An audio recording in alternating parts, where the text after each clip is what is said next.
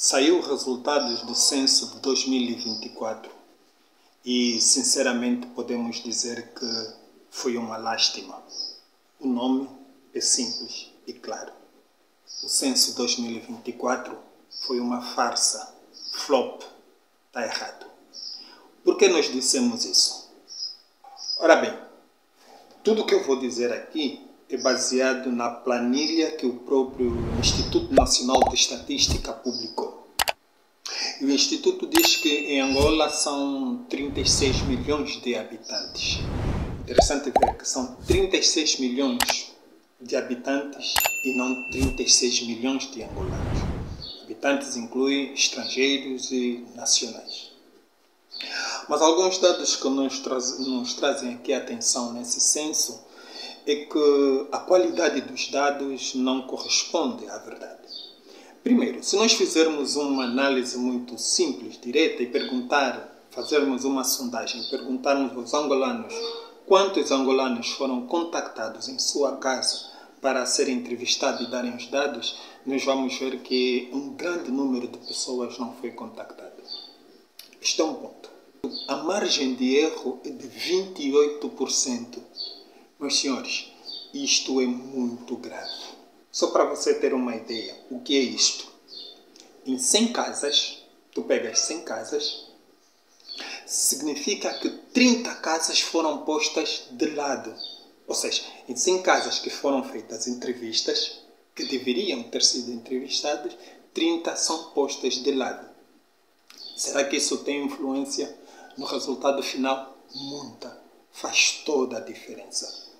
Se nós nos lembrarmos, a recomendação das Nações Unidas é que o censo deve ter uma margem de erro, para ser aceitável, ela tem uma margem de erro de 3 a 4 a 5%. Quando um censo tem a margem de erro de 10% da população não contabilizada, significa que este censo já é suspeito, ou seja, ele não é bem aceitável. Já o nosso, com 28%, significa que o censo geral angolano é lixo. Vamos ter que dizer isso com toda a verdade. O censo geral angolano é lixo. Ou seja, todo esse resultado que fizeram é algo para pegar e pôr no lixo. Não vale, não tem validade. E nós podemos dar aqui muitos exemplos. Eu já disse agora que se qualquer angolano que fizer uma sondagem vai ver que não foi contactado. Então, onde é que foram tirar os dados? E eu vou dar aqui alguns exemplos. O próprio pessoal que fez a recolha de dados não tinha uma boa formação. E eu dou o exemplo disso porque eu vi isso, eu tive a experiência de ver num desses dias uns inquiridores ali na rua e eu os questionei, mas vocês ainda não passaram naquele lado, na minha casa e tal? E eles disseram, não, provavelmente uma colega já terá passado. Eu disse, não, ninguém entrou porque eu sou dono da casa e não vi lá ninguém. E eles não se deram o trabalho de lá ir, eles disseram, não, isso é uma outra área. E estavam a 10 metros de minha casa. Notem, estavam a 10 metros de minha casa. Significa o quê? Isto significa o quê? Que estavam muito mal instruídos. Este é um ponto. Agora, quanto à qualidade dos dados naquela secção, religião, o número de religiões predominante em Angola. O dado deu ali a informação que lá consta que, por exemplo, em Angola existem 780 e tal mil testemunhas de Jeová.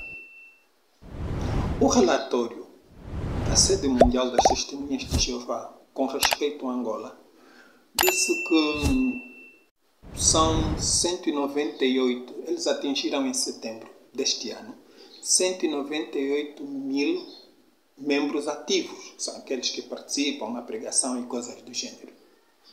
Essa é uma métrica. Mas se nós formos pegar a métrica de simpatizantes, pessoas que se identificam, nós vamos pegar o dado do ano passado, que é aquela reunião que se realiza ali no período da Páscoa, onde é convidado a maior número de assistência. 623 mil em Angola. Então a pergunta é, se os donos da religião estão a dar esse dado, Onde carga d'água o governo angolano foi buscar aqueles dados dos 700 e tal mil? A quem vamos acreditar? No dono dos dados, da religião? Num governo num instituto que não tem credibilidade? Daqui a 3, 4 anos o governo tem que fazer um novo censo, porque isto que fizeram aqui está errado. E eu poderia dar muitos e muitos mais exemplos.